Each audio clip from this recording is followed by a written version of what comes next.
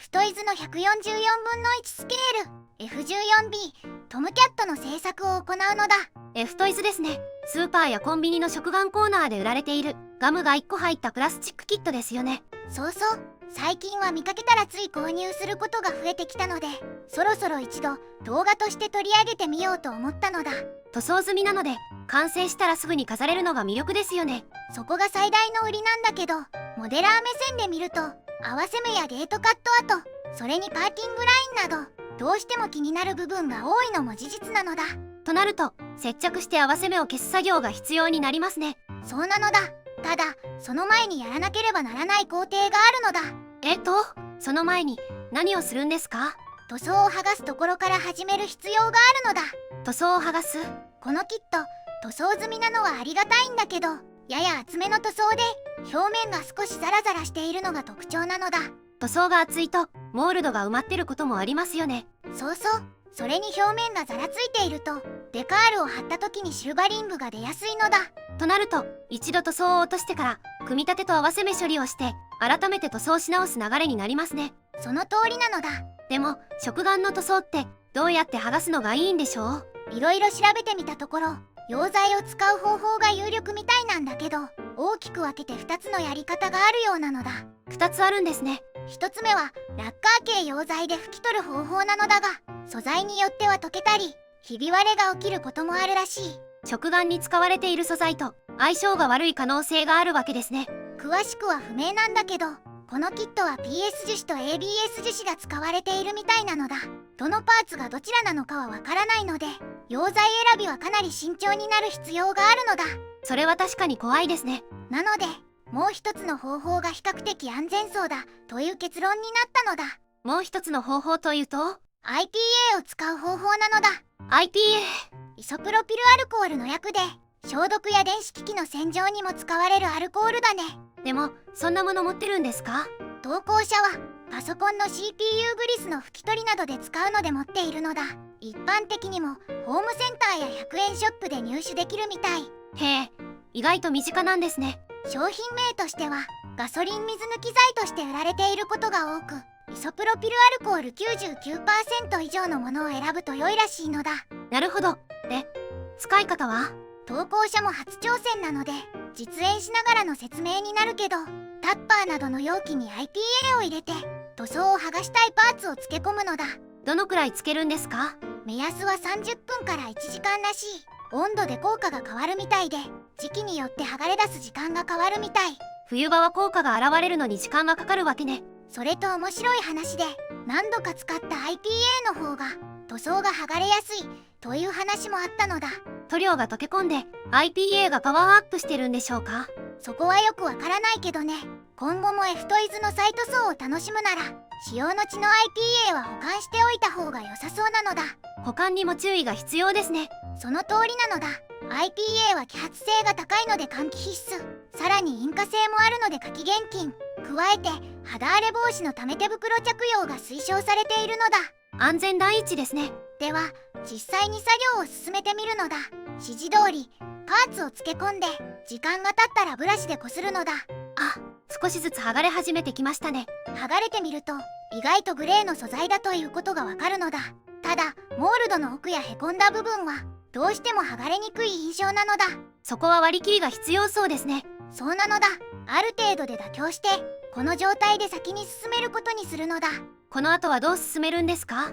パーツ紹介や組み立て工程は塗装済みの状態の方が分かりやすいので、そちらで進める予定なのだ。そして完成時に再塗装した状態をお見せする流れなのだ。なるほど、了解です。では早速パッケージの内容を確認するのだ。お願いします。パッケージは完成写真、星マークを背景にしているのだ。実際は何が入っているか分かりませんね。今回はハイキングレネゲーズだったのだ。箱の中身は胴体のパーツ上下、主翼2枚、機種部分、エアインテーク、垂直尾翼、水平尾翼、塗装済みグレーランナーが3枚、塗装済みブラックランナーが1枚、パイロットが1枚、塗装済み透明パーツが1枚、スタンドもつく。デカール1枚、組み立て説明書、それに塗装図も付属しているのだ。マーキングは2種類。第24戦闘飛行隊ファイティングレネゲイズで2種類の記番号から選択できるみたいなのだ。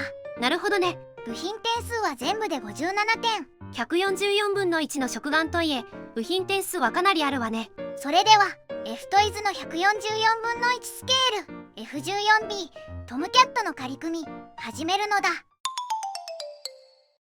最初に操縦席なのだ。ふむふむ。操縦席は全部で4パーツ。操縦席床と座席、計器パネルが含まれているのだ。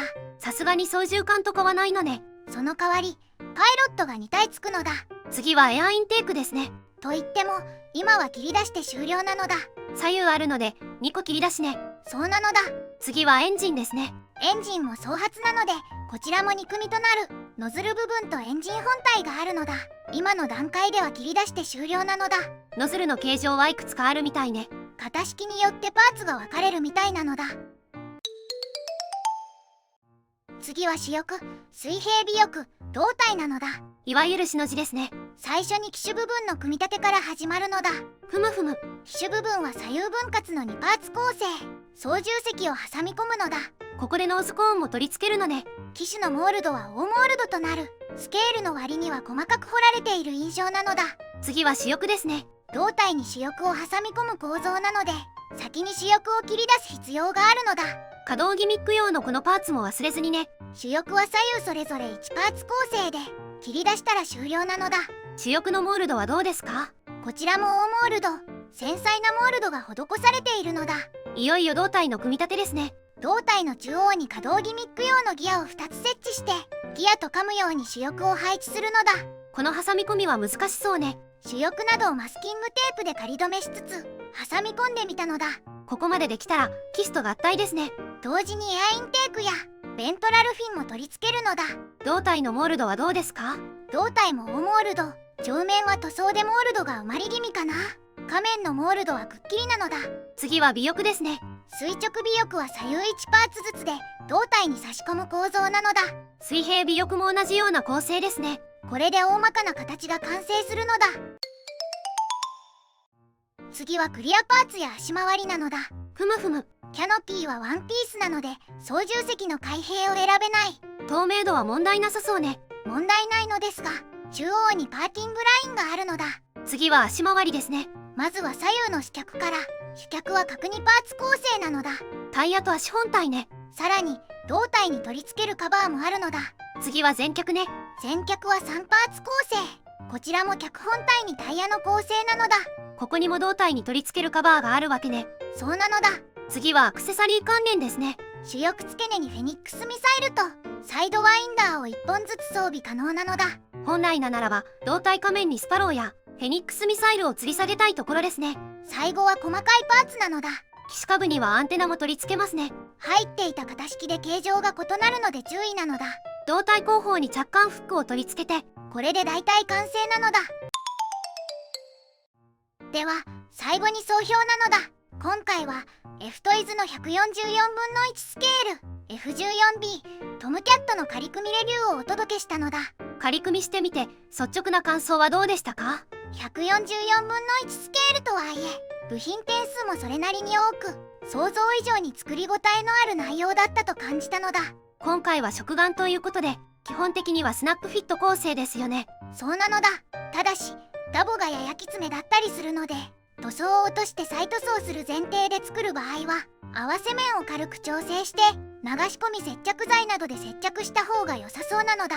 ポロポロ外れたり合わせ目に隙間が出たりするのを防ぐためには確かにその方が安心ですね。実際組み立て説明書を見てみると接着剤の使用が推奨されていたりもしますしね。そうなのだ。